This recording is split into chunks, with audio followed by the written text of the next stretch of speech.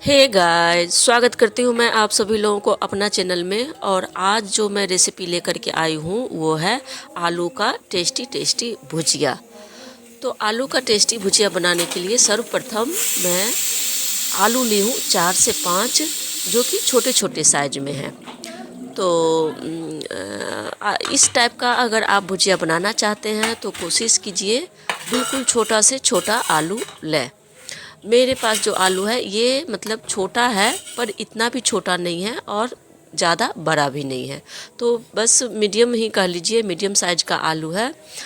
लेकिन इसका इस टाइप का छोटा आलू का ज़्यादा टेस्टी भुजिया बनता है। तो अगर इससे भी छोटा आलू आप लेते हैं तो और भी टेस्टी बनेगा।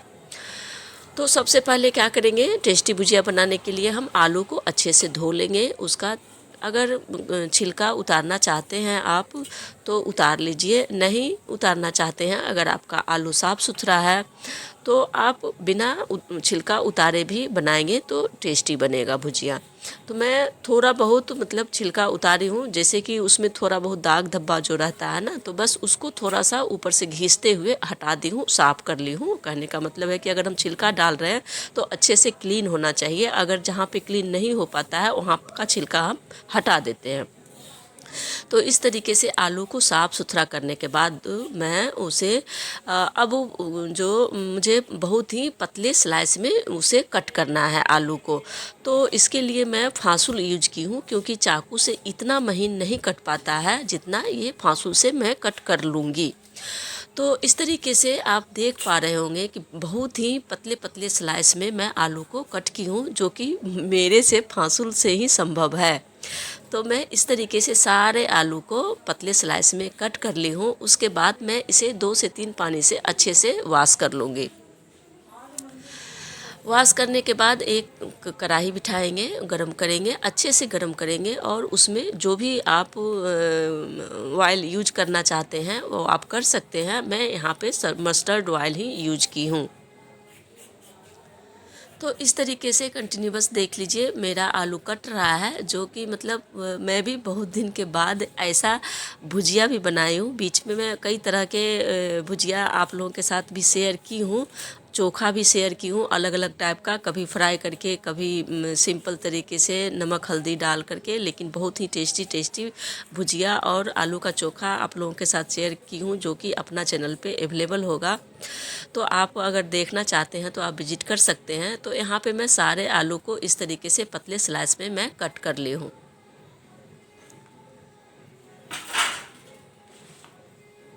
तो कट करने के बाद मैं इसे अब ले चलती हूँ बनाने के लिए गैस चूल्हे की तरफ।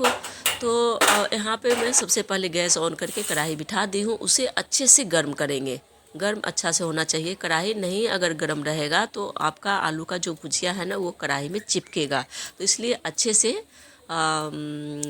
कढ़ाई को बढ़िया से गर्म कर लीजिए। ये टिप्स है, आलू का भुजिया अगर बनाते हैं तो बहुत लोगों की शिकायत होती है कि आलू का भुजिया मेरे कढ़ाई में चिपकता है, जिसके कारण अच्छे से भुजिया नहीं बन पाता है।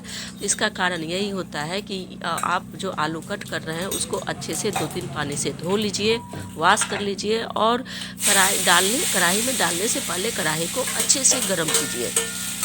तो इस तरीके से गर्म होने के बाद मैं उसमें मस्टर्ड तेल डाल करके, मस्टर्ड ऑयल डाल करके उसमें 1 से 2 लाल मिर्च सूखा तोड़ के डाल दी हूँ, और मैं 1-2 हरा मिर्च भी आलू के साथ ही पतले पतले कट कर ली थी। तो मिर्च अपने स्वाद के अनुसार और अपने पसंद के अनुसार जितना जो डालना चाहते हैं, जितना डालना चाहते हैं डाल लीजिए। उसके साथ ही मैं 1 स्पून जीरा डाल करके आलू कटा हुआ जो स्लाइसेस है वो मैं डाल दी हूँ, छोंक ली हूँ कहने का मतलब। और उसको अभी चलाएंगे नहीं, ये भी एक टिप्स है कि जब डालते हैं कढ़ाई में ना तो उस समय मत चलाइए, उसको 2-4 सेकंड के लिए कवर करके छोड़ दीजिए। तो उससे क्या होगा ना कि उसका कर जो है, बोलते हैं हम लोग अपने भाषा में बोलते हैं कि कर लगना, तो यानी कि वो उसका नीचे का जो परत है वो बहुत अच्छे से सिक जाएगा। तो उसके बाद आप हल्के हाथ से उसको चलाएंगे तो अच्छा से वो कर लगा हुआ रहेगा, तो पलट भी जाएगा और बहुत ही क्रंची भी मतलब आपको देखने में भी लगेगा, खाने में भी लगेगा। तो इस तरीके से पलटने के बाद मैं इसमें अब थोड़े से जो बेसिक मसाला नहीं बल्कि हल्दी, नमक, काली मिर्च फ्लेवर का मैं बना रही हूँ, तो इसलिए मैं काली मिर्च डाली हूँ। और स्वाद के अनुसार नमक डाल करके आप इसे चला लीजिए। फिर से मतलब अच्छे से मिक्स कर लेंगे।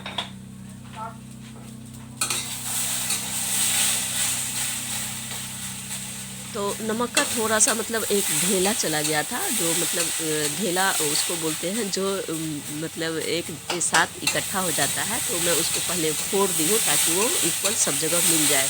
तो इस तरीके से मिक्स करने के बाद अच्छा से मैं थोड़ी देर के लिए मैं इसे कवर भी करूँगी, लेकिन फिर थोड़ी थोड़ी देर पे मैं इसे उलट पुलट करके अच्छे से भूंज लूँगी।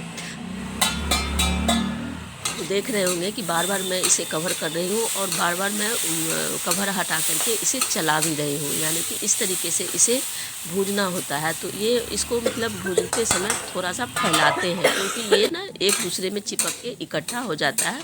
इसको हम अलग अलग चलाते हुए इसको हम अलग अलग भी करके और पूरे कढ़ाई में जहाँ तक फैलता है फैला देते हैं, और फिर उसको थोड़ी देर के लिए छोड़ देते हैं। फिर उसे हम पलटते हैं, फिर फैलाते हैं, फिर छोड़ देते हैं, फिर फैलाते हैं और फिर पलटते हैं, फिर छोड़ देते हैं। इसी तरीके से मैं इसे थोड़ी देर मतलब लगभग 10 से 15 मिनट लग जाता है इस भुजिया को बनाने में। तो ये मेरा इसी तरीके से उलट पुलट करते हुए मेरा भुजिया कंप्लीट हो गया है। तो मैं अब इसे प्लेट में सर्व कर लेती हूँ।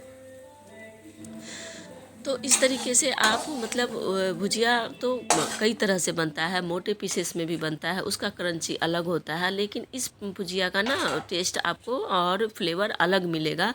तो इसे आप मतलब चावल दाल के ऊपर बना सकते हैं, पराठा वगैरह नान वगैरह खाते हैं तो उसके साथ भी इसे बना सकते हैं, और ये बहुत ही टेस्टी लगता है, बहुत स्वादिष्ट लगता है इस तरीके का। तो एक बार ज़रूर आप लोग ट्राई कीजिएगा, और बनाने के बाद कैसा लगता है खाने में, ये आप कमेंट करके शेयर ज़रूर कीजिएगा। मैं इसके लिए इंतज़ार करूँगी। तो अपना फीडबैक मतलब शेयर कीजिएगा। तो इस तरीके से हमारा भुजिया बनके कंप्लीट हो गया है। तो आई होप आप लोगों को ये रेसिपी बहुत ही अच्छी लगी होगी, बहुत ही टेस्टी लगता है ये भुजिया भी। तो आज के लिए बस इतना ही। फिर मिलती हूँ मैं एक इंटरेस्टिंग रेसिपी के साथ। तब तक के लिए टाटा एंड बाय।